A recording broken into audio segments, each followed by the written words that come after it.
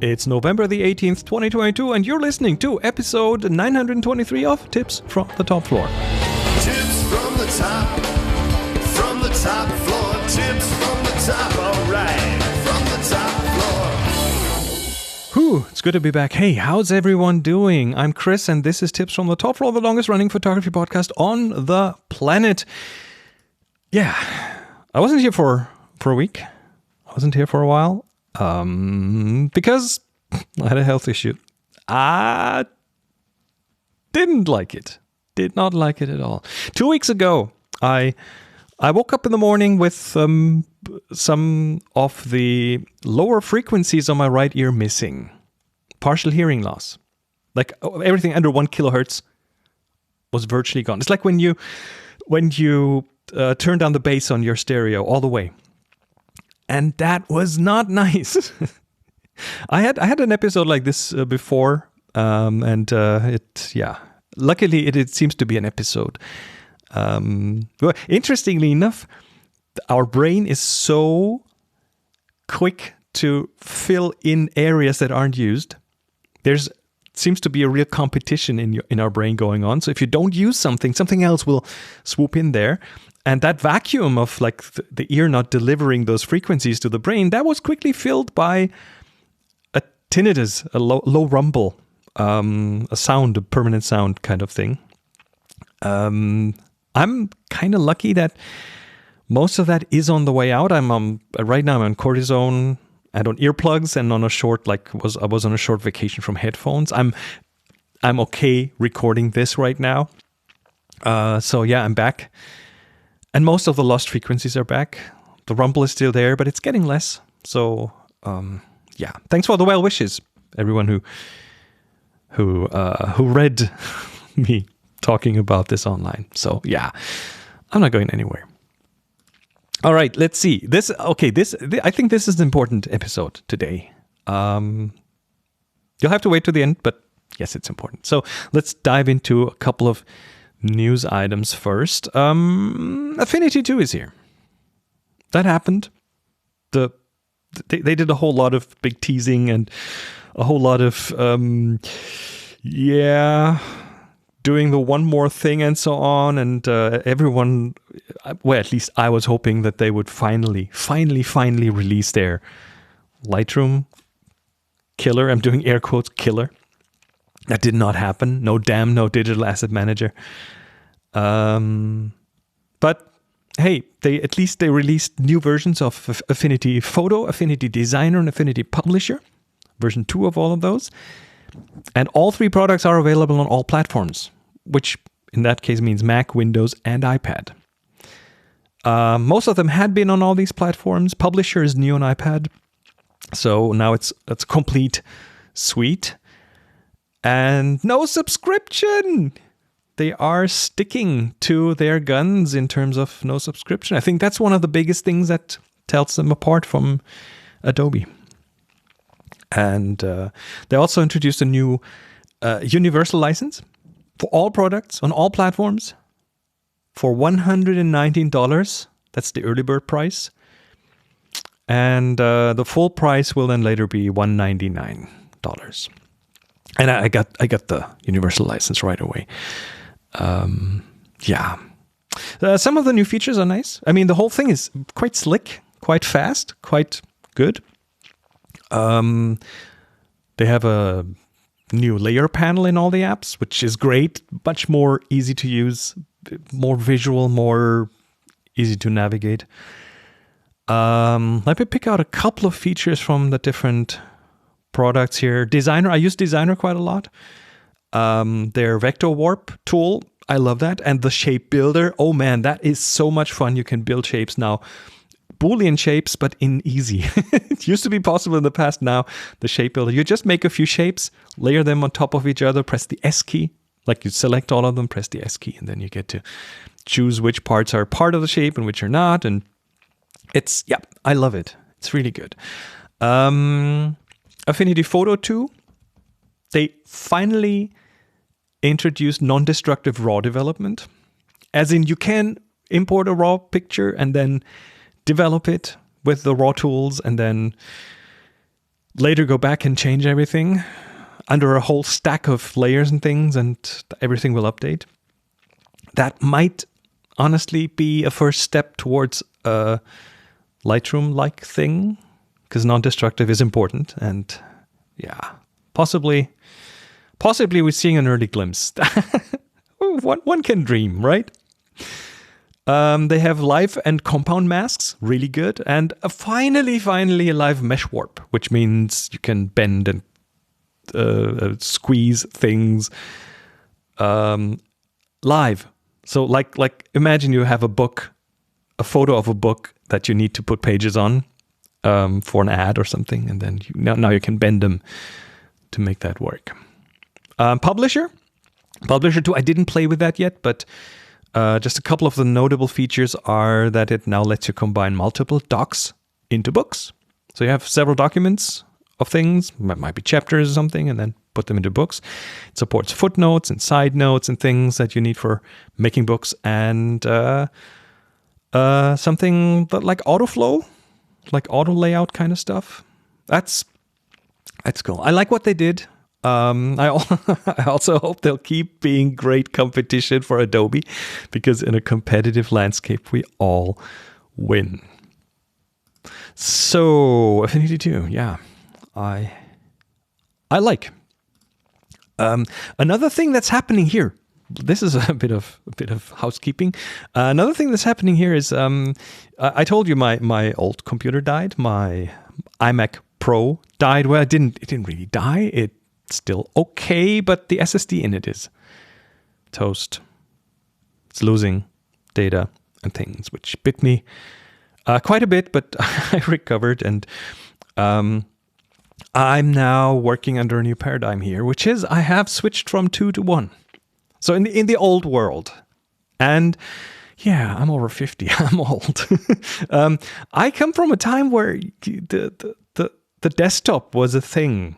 Nowadays, yeah, not so much. But then, of course, the paradigm still held up for a long time. You have a powerful desktop system. That's the one where you connect all your discs and your microphone and your cameras, and for production and video streaming. And you have the big screen, and it's Ethernet connected, and it's the workhorse kind of thing. And I remember I've gone through like many iterations of desktop systems. Mac, first of all, a big PC, and then a Mac Pro, and then an iMac, and then an iMac Pro. And that paradigm worked for me. And then in addition, a second system then is the laptop. And that's for travel, for light media work, limited remote work, that kind of stuff.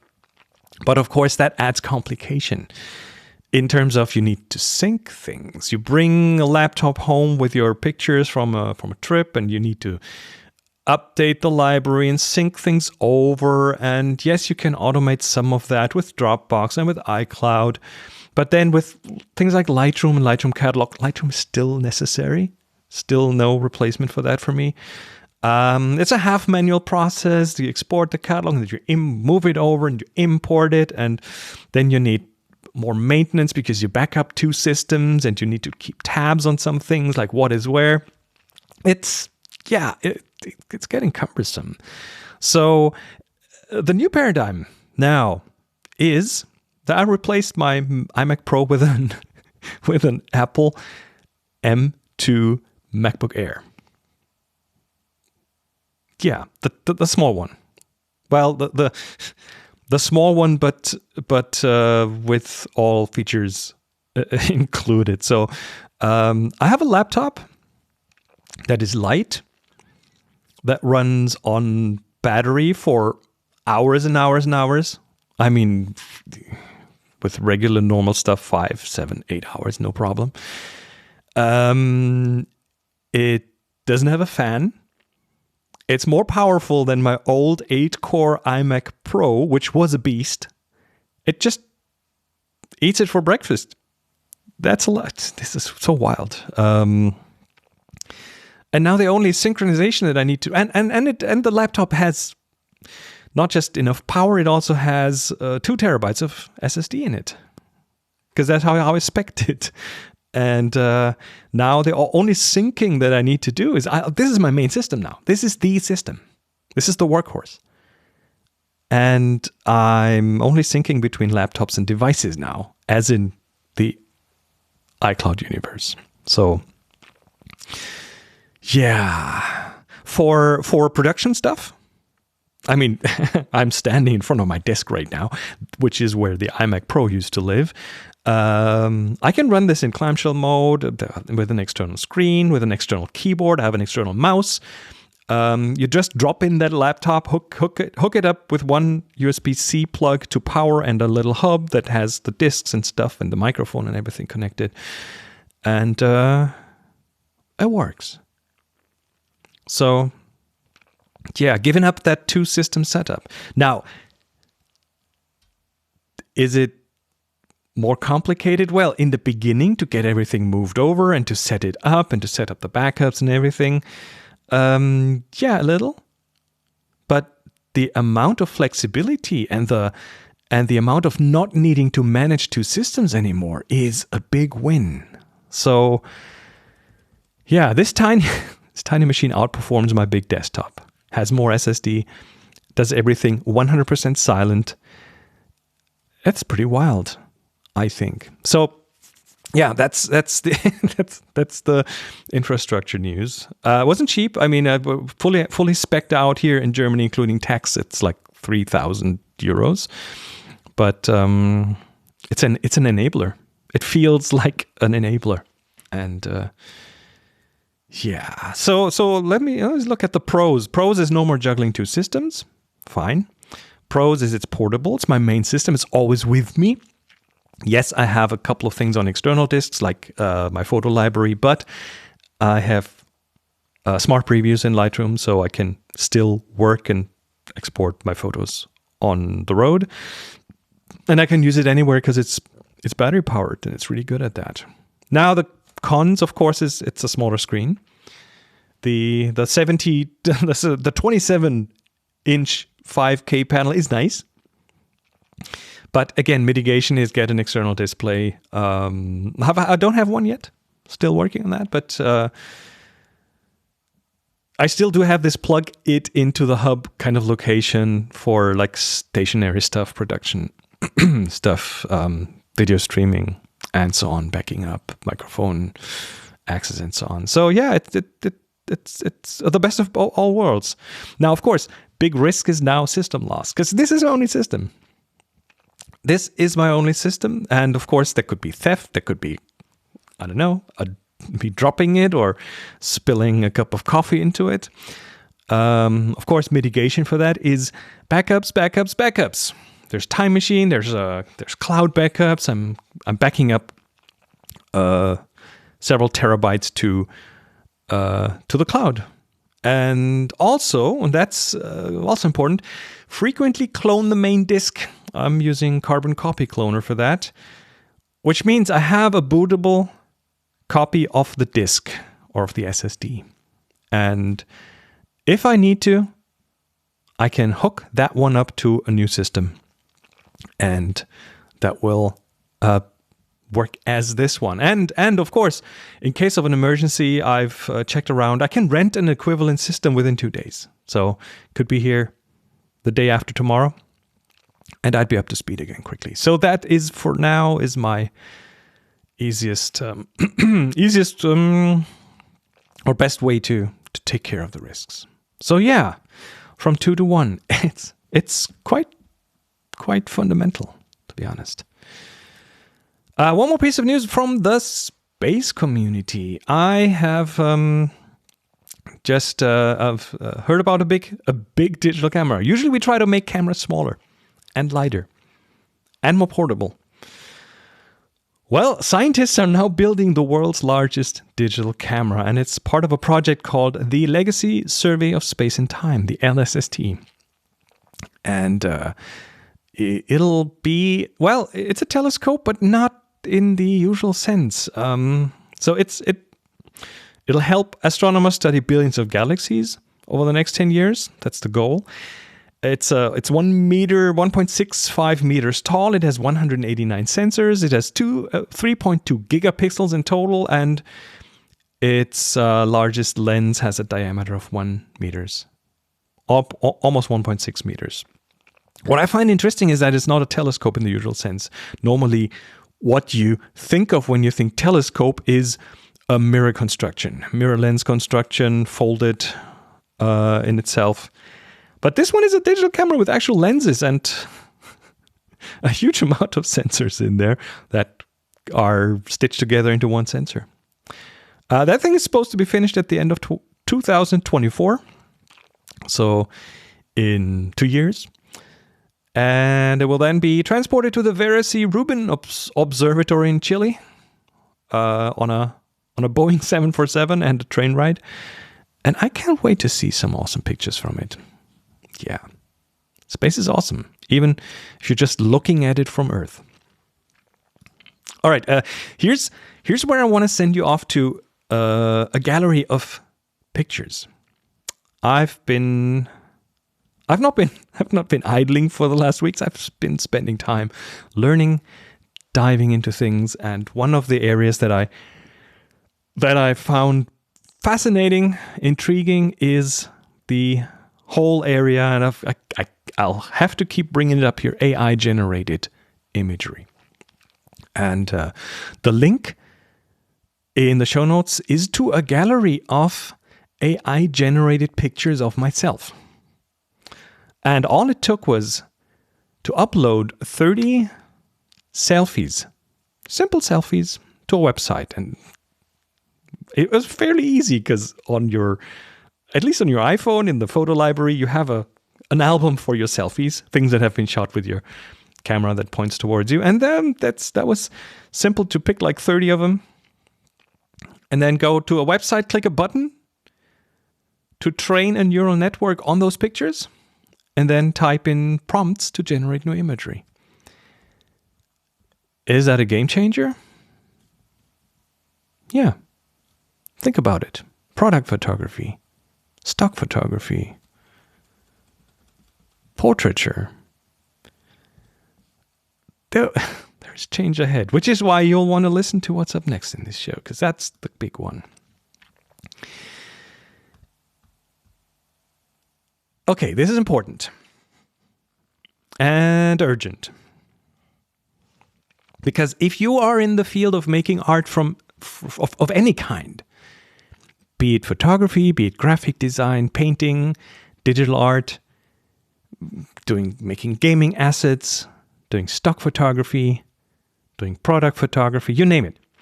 If you're in any of these fields, then now is the time to at least get your feet wet and familiarize yourself with the concepts and with the possibilities and with the limitations of this new world. I firmly believe everyone needs to get at least an idea of what's possible, how it works, and you need to start thinking of how this could influence your line of work, how this could be a threat or a tool for you, and how you might benefit from knowing a bit more about AI-generated art. The developments that this field is seeing right now are going really fast. So the time is now. Let me say that again. The time is now, not next year, not whenever. Now. And the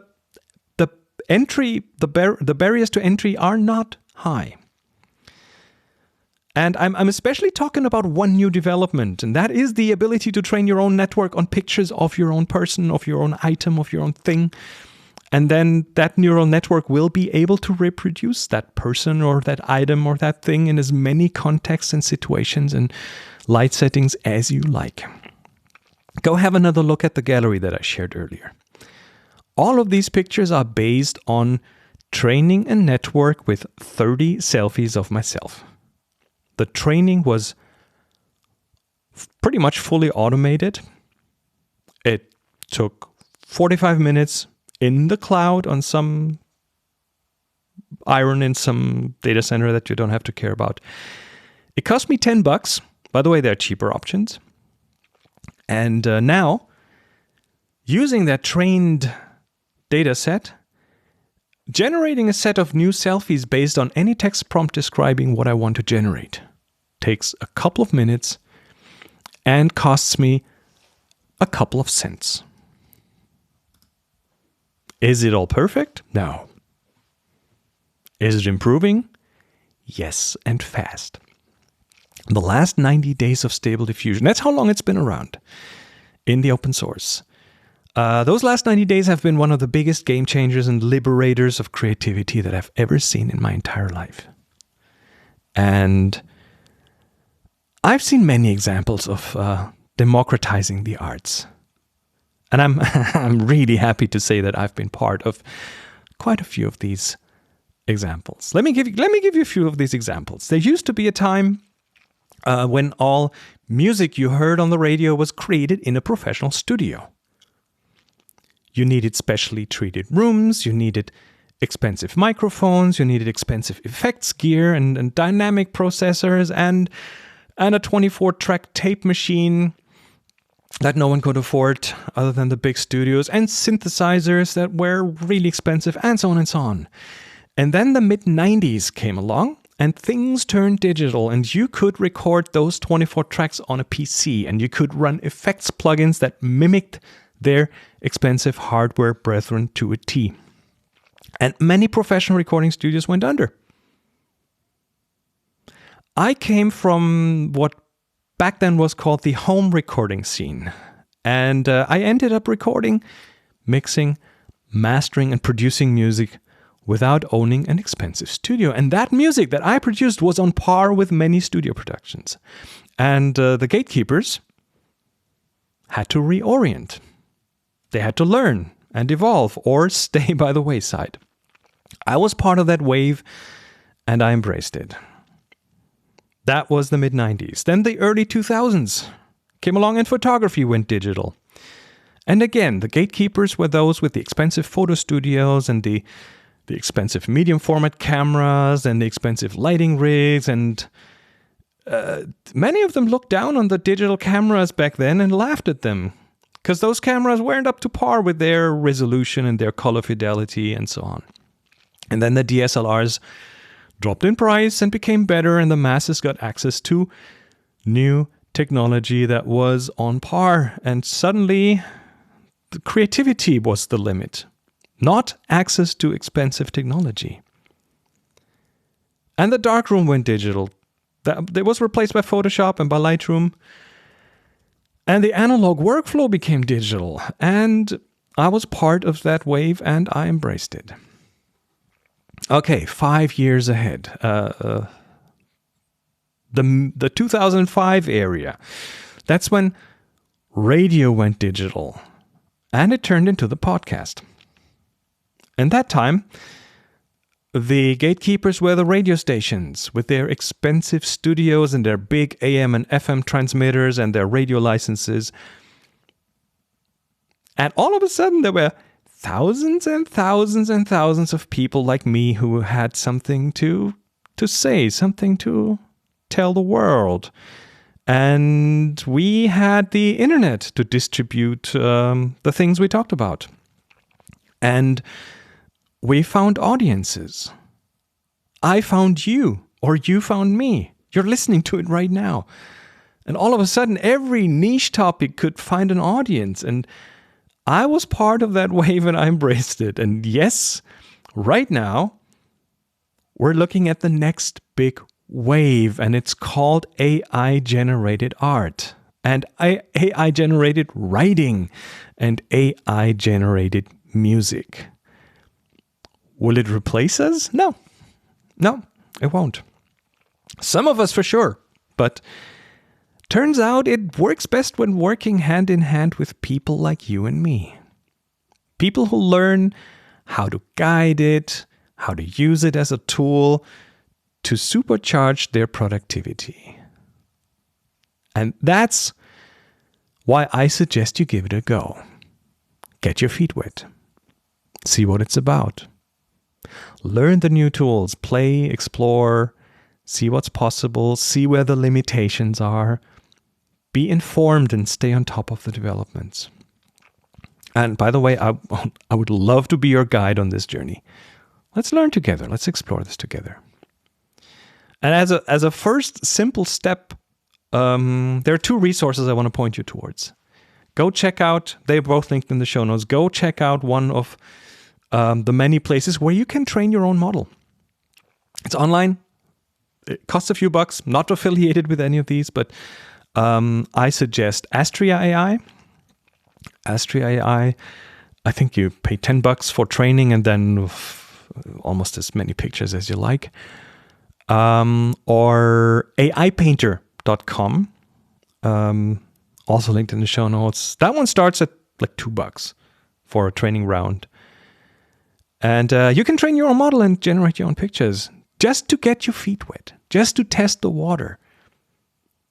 And both sites are really easy to use. There's not too much to it from a using it point of view. You won't need to be a coder or have any special skills. So a simple enough testing ground. Astria AI, the bit more expensive, but it's also the easier one of the two.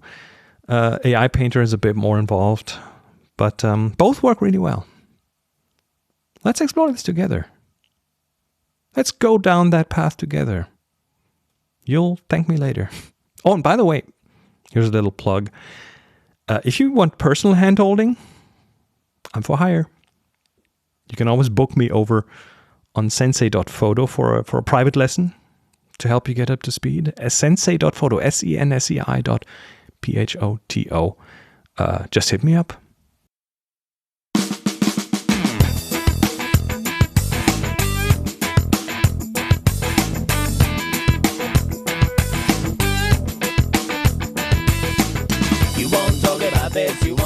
All right, that was it for this episode of Tips from the Top Floor. Thank you so much for listening. Thanks for being subscribed. Follow Tips from the Top Floor on the Twitters at TFTTFphoto. Yes, I'm still there.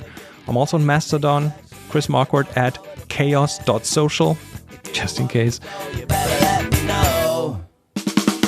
I remember that I told you. I'd love to get feedback from you. You can do that at tfttf.com/hi. That's tfttf.com/hi.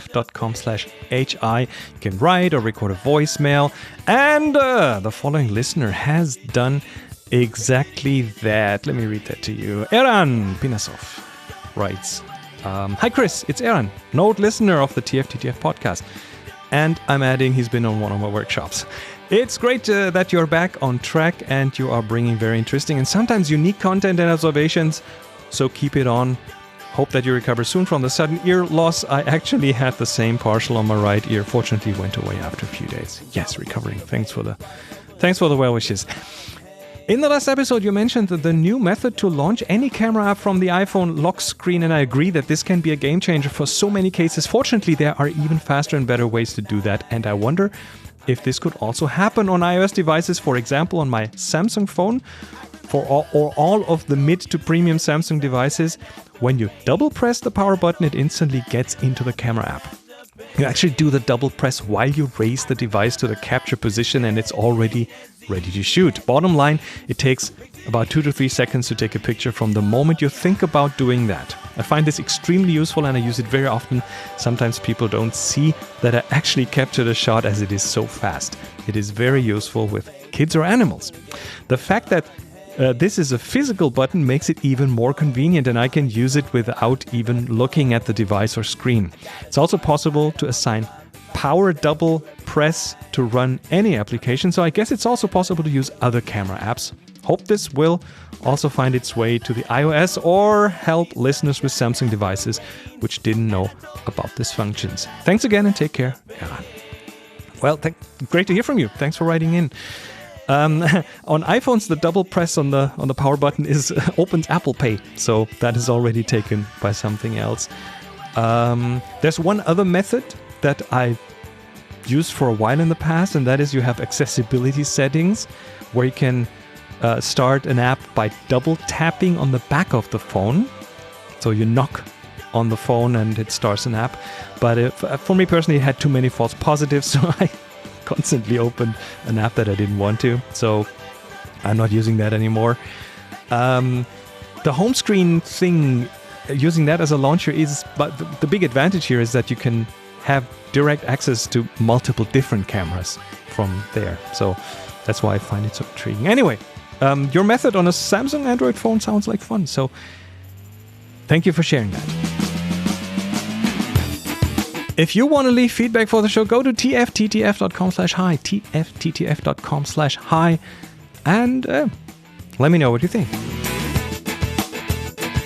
If you can, I really appreciate your support at Patreon, tfttf.com/Patreon. It starts at $1 per episode. It's voluntary, and it really helps keep the lights on. Your support makes a difference now more than ever. Thank you so much. And now go out and take amazing photos, be extra nice to each other, and of course, happy shooting.